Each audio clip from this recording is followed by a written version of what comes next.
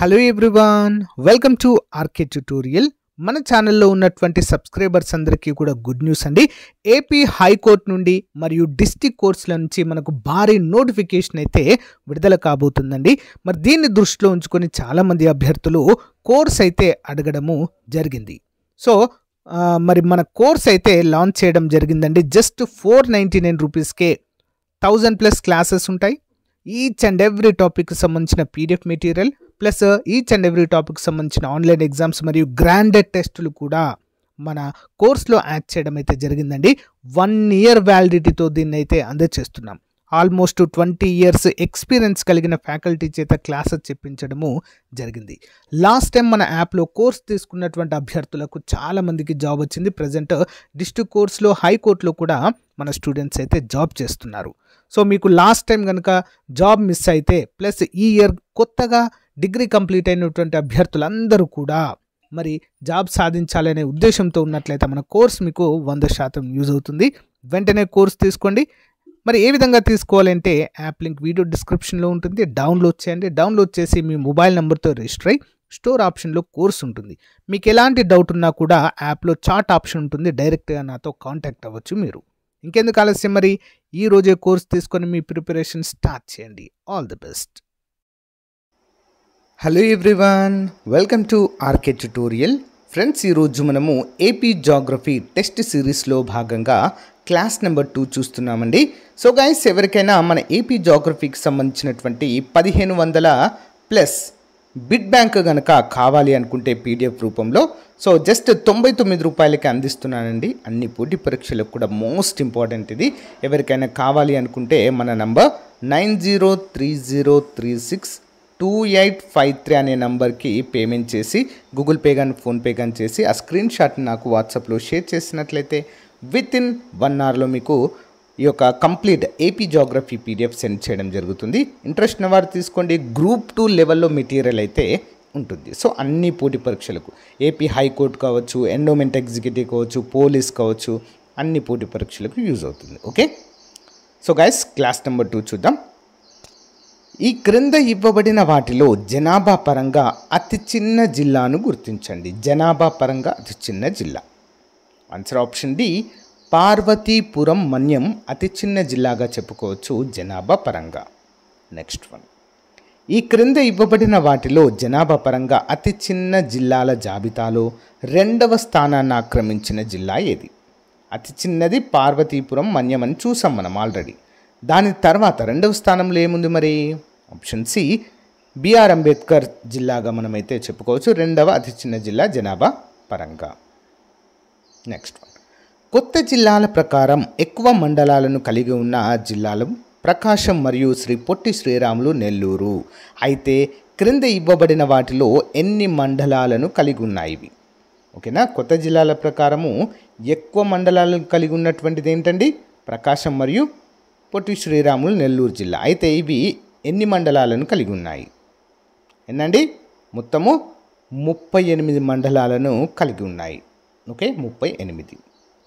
Next one, క్రింద ఇవ్వబడిన వాటిలో ఎక్కువ మరియు తక్కువ మండలాలు కలిగిన జిల్లాలు మరియు మండలాల సంఖ్యకు సంబంధించి సరైన జతను గుర్తించండి. పార్వతీపురం మన్యం విశాఖపట్నం జిల్లా, తిరుపతి, వైఎస్ఆర్ కడప. ఇక చూసినట్లయితే ముందుగా పార్వతీపురం మన్యంలో 15 ఉన్నాయండి. ఓకేనా. నెక్స్ట్ విశాఖపట్నం జిల్లాలో 34. నెక్స్ట్ మా కడపలో చూసినట్లయితే తిరుపతిలో చూసినట్లయితే 36. నెక్స్ట్ వైఎస్ఆర్ కడపలో చూసినట్లయితే 11 మండలాలు అయితే ఉన్నాయి ఈ యొక్క జిల్లాలలో. ఇంపార్టెంట్ క్వశ్చన్, క్రింద ఇవ్వబడిన వాక్యాలలో సరికాని వాటిని గుర్తించండి. ఓకే, 2011 జనాభా లెక్కల ప్రకారం భారతదేశంలో జనసాంద్రత చదరపు కిలోమీటర్కి 382 మంది నివసిస్తున్నారు. 2011 జనాభా లెక్కల ప్రకారం ఆంధ్రప్రదేశ్లో జనసాంద్రత చదరపు కిలోమీటర్కు 308 మంది నివసిస్తున్నారు. ఆన్సర్ ఆప్షన్ బి అండి, 2 మాత్రమే సరికానిదండి. ఓకేనా, ఒకటిది సరైనదిగా చెప్పుకోవచ్చు. 2011 జనాభా లెక్కల ప్రకారం భారతదేశంలో జనసాంద్రత ఎంత? 382. నెక్స్ట్ వన్, క్రింద ఇవ్వబడిన జిల్లాల జాబితాలో అత్యధిక జనసాంద్రత మరియు అత్యల్ప జనసాంద్రత కలిగిన మొదటి జిల్లాలను గుర్తించండి. అత్యధిక జనసాంద్రత మరియు అత్యల్ప జనసాంద్రత ఏంటండి? Option A. అత్యధిక జనసాంద్రత విశాఖపట్నం జిల్లాలో, అత్యల్ప జనసాంద్రత అల్లూరి సీతారామరాజు జిల్లాలో అయితే మనము చూడవచ్చు. ఇంపార్టెంట్.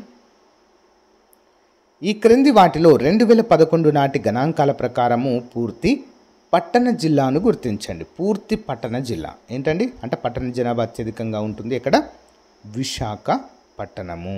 ఎక్కడండి? విశాఖపట్టణము. Next one. ఈ క్రింది వాటిలో 2011 నాటి గణాంకాల ప్రకారం పూర్తి గ్రామీణ జిల్లాను గుర్తించండి. పూర్తి గ్రామీణ జిల్లా. ఆప్షన్ బి అండి. అల్లూరి సీతారామరాజు జిల్లా పూర్తి గ్రామీణ జిల్లాగా మనమైతే చెప్పుకోవచ్చు. ఇంపార్టెంట్. Next one. ఈ క్రింద ఇవ్వబడిన వాటిలో నూతన జిల్లాల ప్రకారము రాష్ట్రంలోని గిరిజన జిల్లాల సంఖ్య 2 అయితే ఆ జిల్లాలను గుర్తించండి. ఆన్సర్ ఆప్షన్ డి అండి. 3 మరియు 4 అండి. ఏంటది? అల్లూరి సీతారామరాజు మరియు పార్వతీపురం మన్యం జిల్లాలుగా మనమైతే చెప్పుకోవచ్చు. ఈ 2 జిల్లాలు కంప్లీట్గా గిరిజన జిల్లాలుగా మనమైతే చెప్పుకోవచ్చు. అంటే ఇక్కడ గిరిజన జనాభా అత్యధికంగా ఉంటుంది. నెక్స్ట్. ఎక్కువ అసెంబ్లీ నియోజకవర్గాలు గల జిల్లాగా శ్రీ పొట్టి శ్రీరాములు నెల్లూరు జిల్లా 8 నియోజకవర్గాలతో మొదటి స్థానంలో ఉందండి. అత్యధిక నియోజకవర్గాలు ఎక్కడున్నాయి? నెల్లూరు జిల్లాలో. ఓకేనా? అయితే తక్కువ అసెంబ్లీ నియోజకవర్గాలు గల జిల్లా అల్లూరి సీతారామరాజు. ఓకేనా? మరి ఈ జిల్లాలో ఎన్ని నియోజకవర్గాలు ఉన్నాయి అంటే ఒకే క్వశ్చన్లో 2 వస్తున్నాయి చూడండి. ఒకే క్వశ్చన్లో 2 క్వశ్చన్స్ ఉన్నాయి. అత్యధిక నియోజకవర్గాలు గల జిల్లా మరియు అత్యల్ప నియోజకవర్గాలు గల జిల్లా. అత్యధిక పొట్టి శ్రీరాములు, అత్యల్ప అల్లూరి సీతారామరాజు. అత్యధికంగా పొట్టి శ్రీరాములు నెల్లూరు జిల్లాలో 8 నియోజకవర్గాలు ఉంటే అల్లూరి సీతారామరాజు జిల్లాలో ఎన్ని ఉన్నాయండి? 3. ఓకే, 3 నియోజకవర్గాలు ఉన్నాయి. ఇంపార్టెంట్. క్రింది వాటిలో జనాభా వృద్ధి రేటుకు సంబంధించి సరికాని వాక్యాలను గుర్తించండి. జనాభా వృద్ధి రేటుకు 1961-71లో దశాబ్ద జనాభా వృద్ధి 18.88% ఉంది. 1981-91లో 21.13% పెరిగింది. 1981-1991 తదుపరి జనాభా వృద్ధి గణనీయంగా తగ్గుముఖం పట్టింది.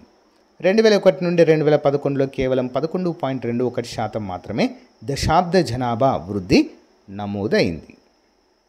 ఆప్షన్ సి అండి. 4 మాత్రమే సరికానిదండి. ఓకేనా? మిగతావి 3 సరైనవి. ఓకేనా? Next one. క్రింది వాటిలో స్త్రీ పురుష నిష్పత్తికి సంబంధించి సరికాని వాక్యాలను గుర్తించండి. రాష్ట్రంలో స్త్రీ పురుష నిష్పత్తి 2001లో 983 ఉంది. రాష్ట్రంలో స్త్రీ పురుష నిష్పత్తి 2011 నాటికి 997కు పెరిగింది. భారతదేశ సగటు స్త్రీ పురుష నిష్పత్తి 963. సరికానిది ఏంటండి? 3 మాత్రమే. భారతదేశ సగటు స్త్రీ పురుష నిష్పత్తి 963 అనేది తప్పు. ఓకేనా? మరి ఆంధ్రప్రదేశ్ రాష్ట్రంలో 2001 నాటికి 983, నెక్స్ట్ 2011 నాటికి 997గా ఉందండి సెక్స్ రేషియో ఆంధ్రప్రదేశ్లో. Okay, next one.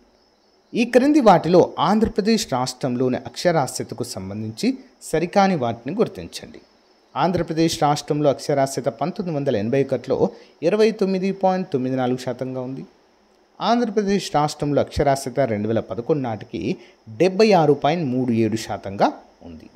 Option B 2 మాత్రమే సరికానిదిగా చెప్పుకోవచ్చు. ఓకేనా? మొదటిది సరైనది. Okay, important. ఆంధ్రప్రదేశ్ రాష్ట్ర అక్షరాస్యతకు సంబంధించి క్రింది వాటిని పరిశీలించండి. ఓకే, రాష్ట్రంలో 2001లో అక్షరాస్యత 62.07%గా ఉంది. 2011లో అక్షరాస్యత 67.35%గా ఉంది. భారతదేశ సగటు అక్షరాస్యత రేటు 72.98%గా ఉంది. ఆన్సర్ ఆప్షన్ సి అండి. 1, 2, 3 కూడా సరైనవిగా చెప్పుకోవచ్చు. Next one. క్రింది వాటిలో అక్షరాస్యతకు సంబంధించి మహిళా అక్షరాస్యత రేటు 2001లో 52.37%గా ఉండగా 2011లో ఎంత శాతానికి పెరిగింది? ఆప్షన్ బి అండి. 59.96% పెరిగింది. 59.96% పెరిగింది. నెక్స్ట్. ఈ క్రింద ఇవ్వబడిన వాటిలో ఆంధ్రప్రదేశ్ రాష్ట్రం యొక్క దిక్కు మరియు ఆ దిక్కున ఉన్న సరిహద్దు రాష్ట్రాల దృష్ట్యా సరైన విధంగా జతపరచండి. తూర్పు, పశ్చిమ, ఉత్తర, దక్షిణ. మరి తూర్పున చూసినట్లయితే మనకి ఏముంటుందండి? ఆప్షన్ బి బంగాళాఖాతం ఉంటుంది, సముద్రము. పశ్చిమాన తమిళనాడు ఉంటుంది, ఉత్తరాన ఒడిశా మరియు తెలంగాణ ఉంటుంది, దక్షిణాన కర్ణాటక రాష్ట్రము ఉంటుంది.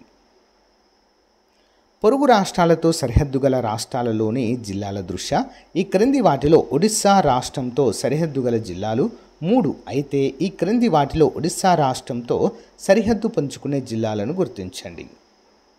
ఆప్షన్స్ అండి 1, 2, 3 సరైనవి. శ్రీకాకుళం, పార్వతీపురం, అల్లూరి సీతారామరాజు 3 కూడా సరైనవండి. ఒరిస్సా రాష్ట్రంతో సరిహద్దును పంచుకుంటున్నాయి. నెక్స్ట్ వన్, ఈ క్రింది వాటిలో పొరుగు రాష్ట్రాలతో సరిహద్దు గల రాష్ట్రంలోని జిల్లాల జాబితా ప్రకారం ఆంధ్రప్రదేశ్లోని అత్యధిక జిల్లాలు ఏ రాష్ట్రంతో సరిహద్దు కలిగి ఉన్నాయి? ఆప్షన్ బి అండి తెలంగాణ. ఏంటండి? తెలంగాణ. నెక్స్ట్, పొరుగు రాష్ట్రాలతో సరిహద్దు గల రాష్ట్రంలోని జిల్లాల ప్రకారము తెలంగాణ రాష్ట్రంతో 7 జిల్లాలు సరిహద్దును కలిగి ఉన్నవి. ఈ క్రింద ఇవ్వబడిన వాటిలో ఈ 7 జిల్లాలకు సంబంధించిన జిల్లాను గుర్తించండి. ఆప్షన్ డి అండి 3 మరియు 4. చిత్తూరు మరియు శ్రీ సత్యసాయి జిల్లాలు అయితే ఉండవు.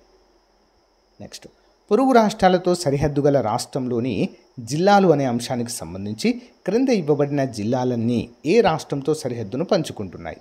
కర్నూలు, అనంతపురం, శ్రీ సత్యసాయి, అన్నమయ్య, చిత్తూరు ఏ రాష్ట్రంతో సరిహద్దు పంచుకుంటున్నాయండి ఇవన్నీ? Option D Karnataka. Okay, Karnataka. NTR జిల్లా అనున్నది ఈ క్రింద ఇవ్వబడిన ఏ రాష్ట్రంతో సరిహద్దు పంచుకుంటుంది? Option A Telangana. చిత్తూరు జిల్లా ఈ క్రింద ఇవ్వబడిన ఏ రాష్ట్రాలతో సరిహద్దు పంచుకుంటుంది? చిత్తూరు జిల్లా. ఆప్షన్ సి అండి 1 మరియు 3. ఒకటేంటి? తమిళనాడు. రెండేంటి? కర్ణాటక. తమిళనాడు మరియు కర్ణాటకతో చిత్తూరు జిల్లా సరిహద్దును పంచుకుంటుంది. పొరుగు రాష్ట్రాలతో సరిహద్దు గల రాష్ట్రంలోని జిల్లాల దృష్ట్యా ఈ క్రింది వాటిలో ఎక్కువ రాష్ట్రాలతో సరిహద్దు గల జిల్లా అల్లూరి సీతారామరాజు జిల్లా. అయితే ఇది ఈ క్రింద ఇవ్వబడిన ఏ రాష్ట్రాలతో సరిహద్దు పంచుకుంటుంది? ఆప్షన్ సి అండి 1, 2, 3. ఒడిశా, ఛత్తీస్గఢ్, తెలంగాణ. ఇంపార్టెంట్. నెక్స్ట్, పొరుగు రాష్ట్రాలతో సరిహద్దు గల రాష్ట్రంలోని జిల్లాల దృష్ట్యా రాష్ట్రము మరియు ఆ రాష్ట్రంతో సరిహద్దును గల జిల్లాల సంఖ్యకు సంబంధించి సరైన విధంగా జతపరచండి. ఆన్సర్ ఆప్షన్ ఏ అండి. ముందుగా Odisha option B 3, Tamil Nadu option C 2, Telangana option A 7, Karnataka option D 5. Okay. Next, క్రింద ఇవ్వబడిన వాటిలో సముద్ర తీరరేఖ గల జిల్లాల సంఖ్యను గుర్తించండి. సముద్ర తీరరేఖ కలిగినవి అంటే కోస్తా జిల్లాలుగా చెప్పుకోవచ్చు. ఆప్షన్ బి 12 అండి. ఓకే. సో గైస్, ఇది ఈ రోజుకు సంబంధించిన most important Andhra Pradesh geography test series అండి. ప్రతిరోజు ఒక టాపిక్తో మీ ముందుకు వస్తాను. Thank you.